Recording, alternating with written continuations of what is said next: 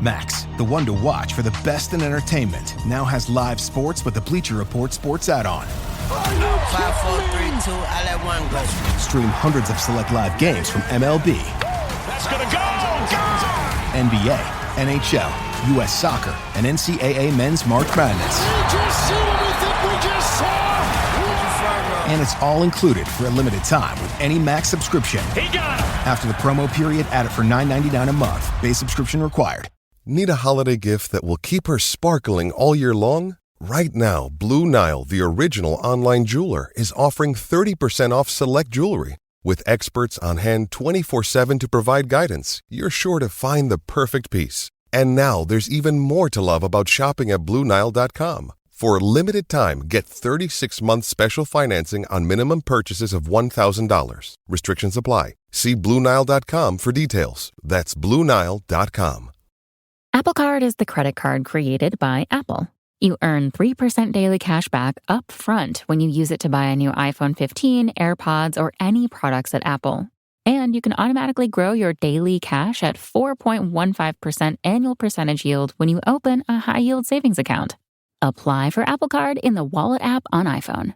Apple Card subject to credit approval. Savings is available to Apple Card owners subject to eligibility. Savings accounts by Goldman Sachs Bank USA, member FDIC. Terms apply. Serie Chronicles is a Media Chronicles production.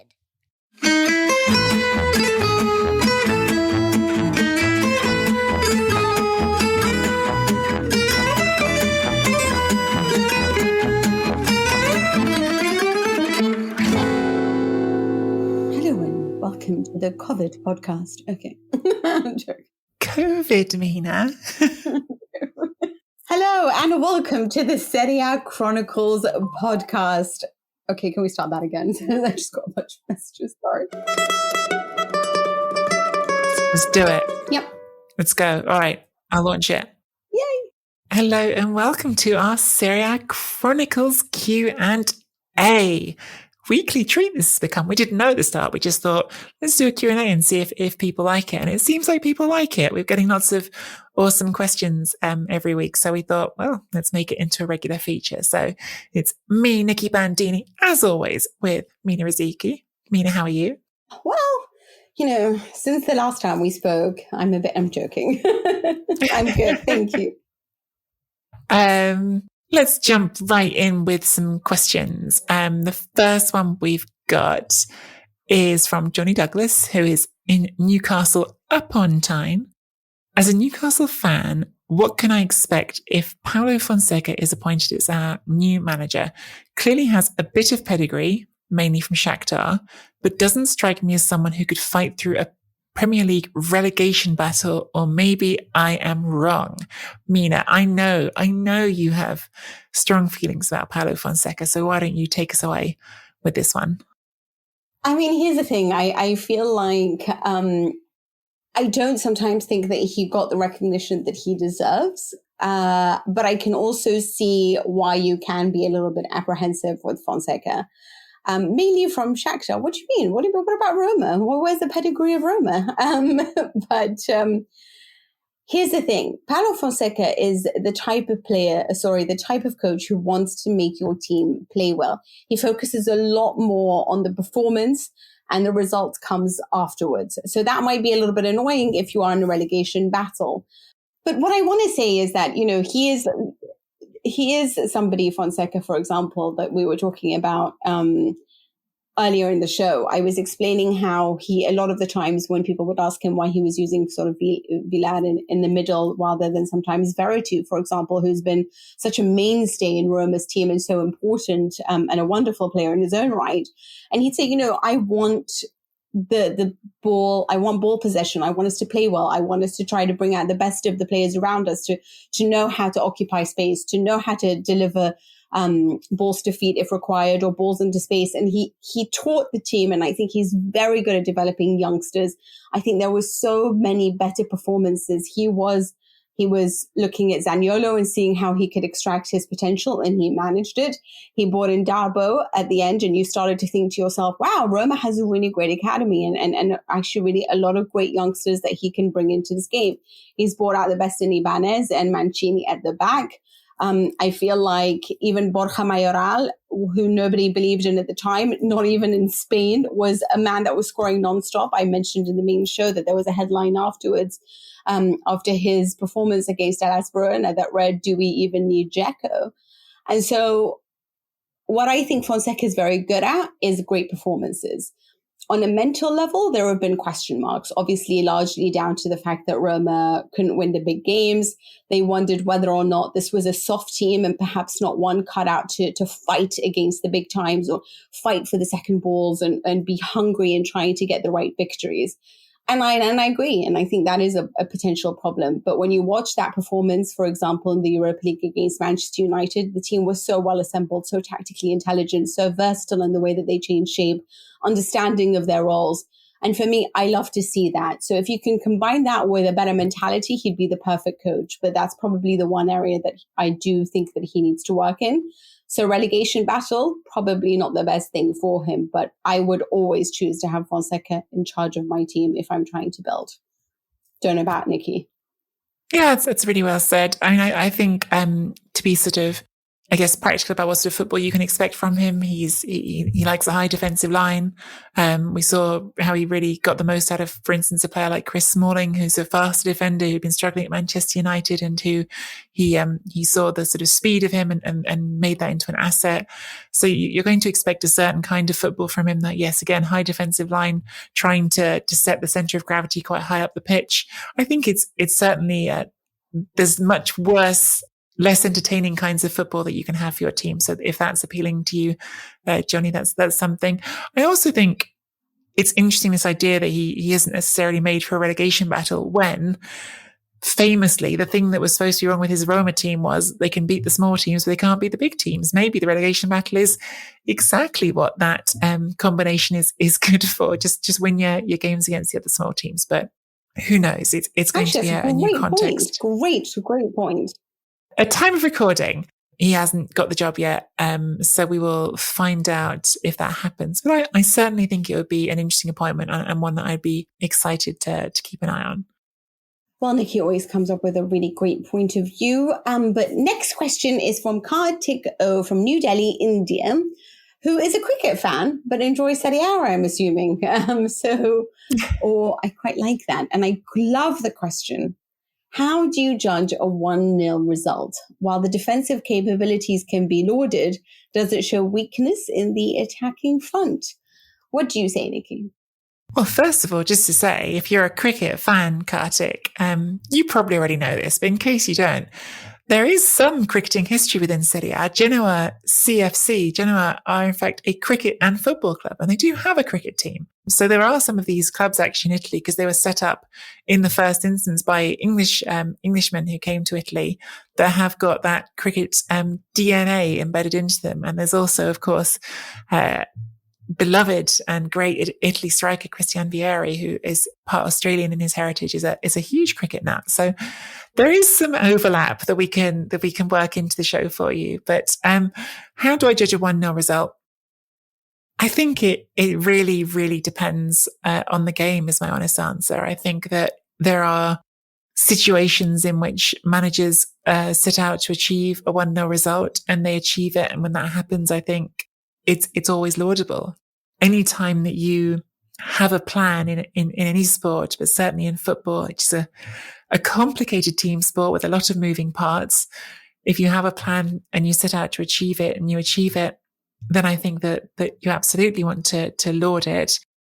And I think sometimes there's actually lots of different reasons why you can choose to pursue that. You might choose to pursue it, as you suggest in your question, because you feel like you have got weaknesses in the attacking area, or you might choose to pursue it because you see strengths in your opponent who you think you can't stop from scoring freely unless you devote your game plan to that, or you might see your own defense as a strength. And I think that, to bring it back to Serie A, I think specifically, there have been several iterations of this recent Juventus team that would absolutely view their greatest strength as defense. And I'm thinking about the version that went to a Champions League final with the famous BBC.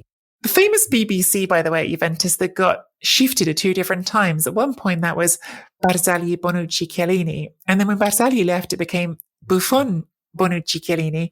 Buffon was always there. So actually, at one point, it was really a BBBC. But that team made a great sort of strength in its defence and celebrated it and went to a Champions League final, even the one that sort of ends up going horribly wrong in the final against Real Madrid. There was that beautiful contrast in the way those two teams identified themselves, one as a defensive team and one as an attacking team. And to me, they're equally valid. In the end, one wins on the pitch, but it's not always that it goes that way. It's just that that's how those two teams went. And I think Max Allegri is trying to bring that back at Juventus right now. He's looking at what he has in his squad and he's saying, well, the strength of this team is, perhaps it's a bad thing, but it's still that defense, Bonucci and Chiellini, and we'll start there and we'll work forwards. And in some pretty big games recently, such as the game against Chelsea in the Champions League, it's worked out great. So to me, it depends absolutely on the game and the context, how you judge that 1-0 result, Mina. I don't know if you feel the same about that.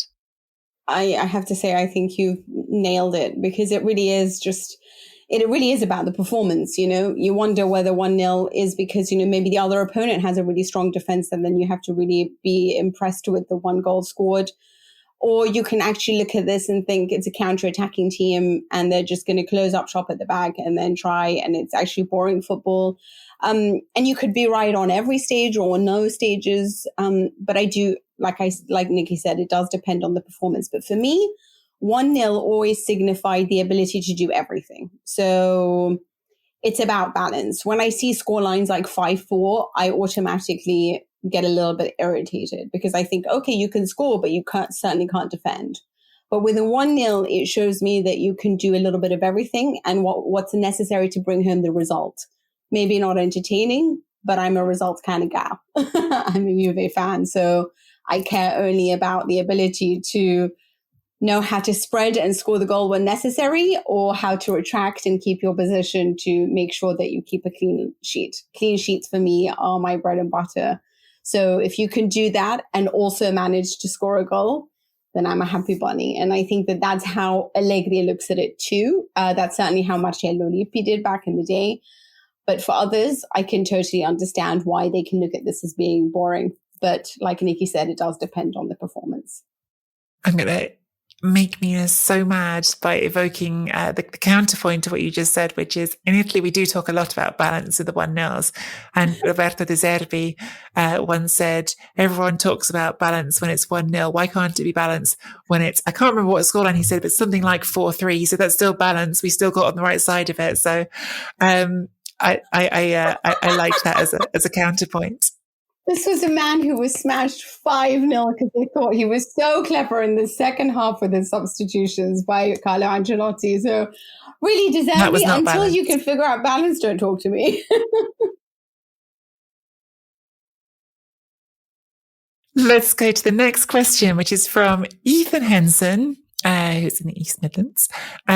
Does Napoli need to sacrifice a run in the Europa League to sustain a race for the Scudetto? What do you reckon?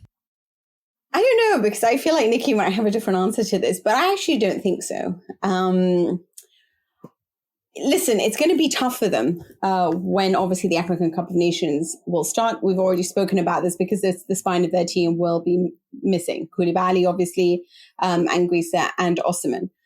But right now, I think they do have a lot of depth that can cover up for certain matches in the Europa League. I don't necessarily think, I mean, it's difficult and it's exhausting, but I think that I'd like to see Lobotka. I'd like to see more of Deme. I thought he was extraordinary at the end of last season. And obviously with Anguissa playing all the time, you don't necessarily have to try any other option. There is Dries Mertens up front, who is the top scorer at Napoli. There is obviously Chucky Lozano. There is Politano. There is so many different options on the wings, obviously next to Insigne.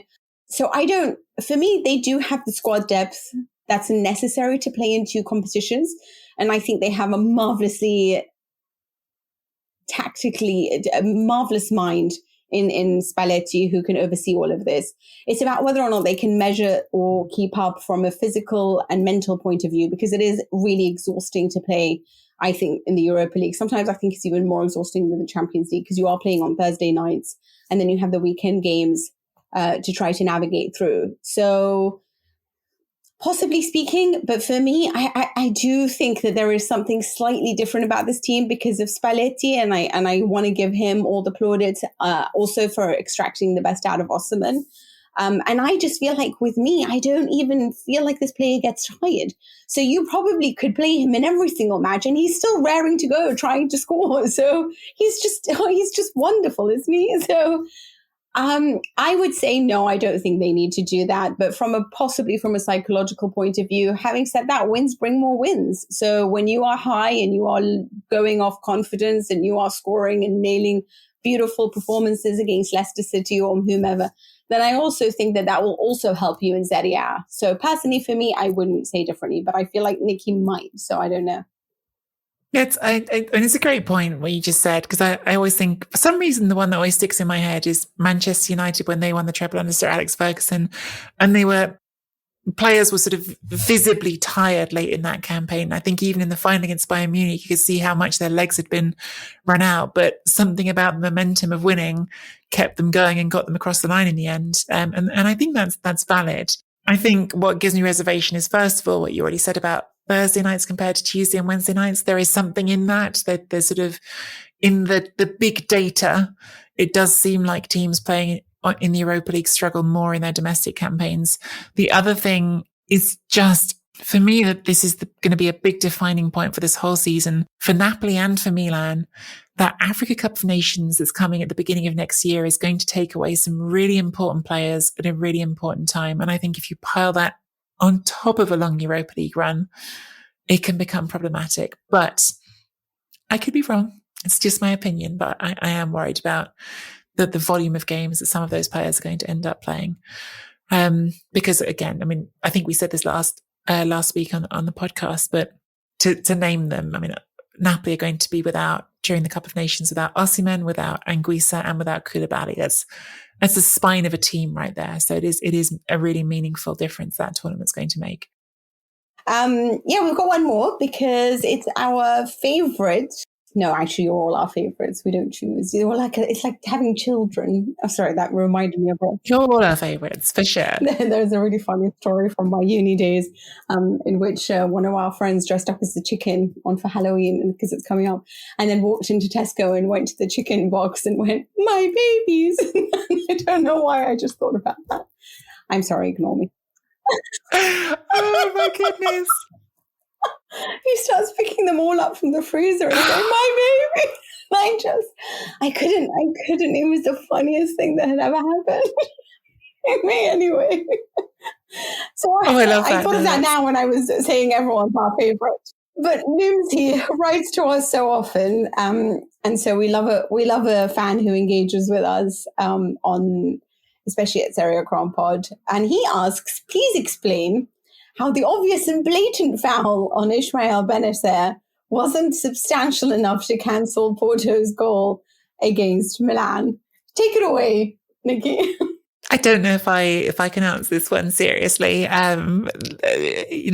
I think Milan have not had the rub of the green through this Europa League, through this Champions League campaign. I think they've had some tough decisions against them. You can add the Frank Kessie's sending off as well in the game before to that.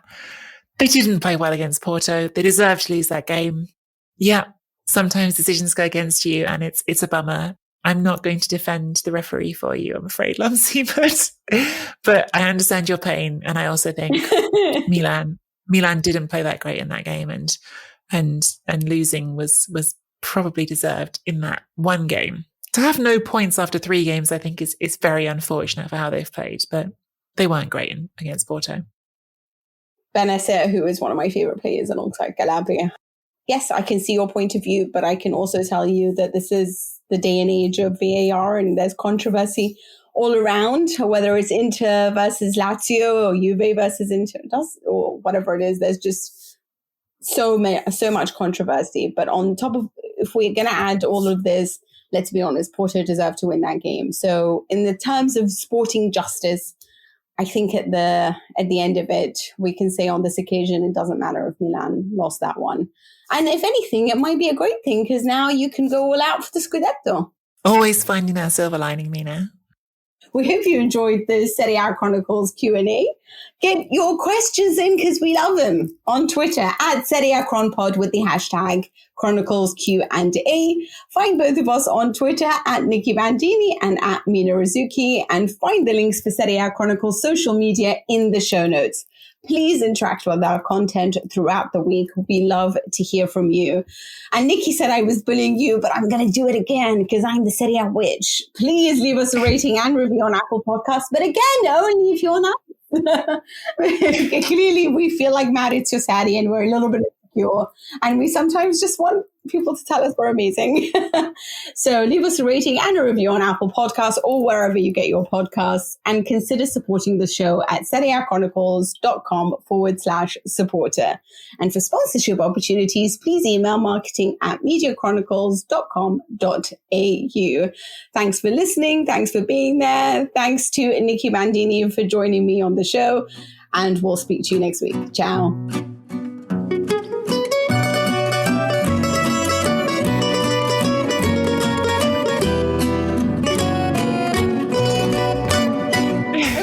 Let me do the outro, but I'm so going to mention this. It's so hard, honestly.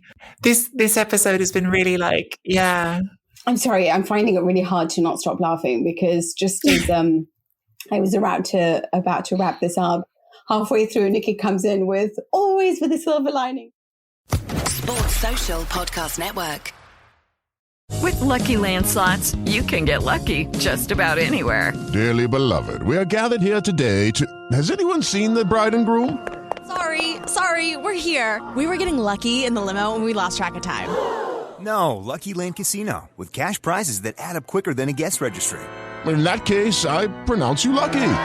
Play for free at LuckyLandSlots.com. Daily bonuses are waiting. No purchase necessary. Void where prohibited by law. 18+. Terms and conditions apply. See website for details.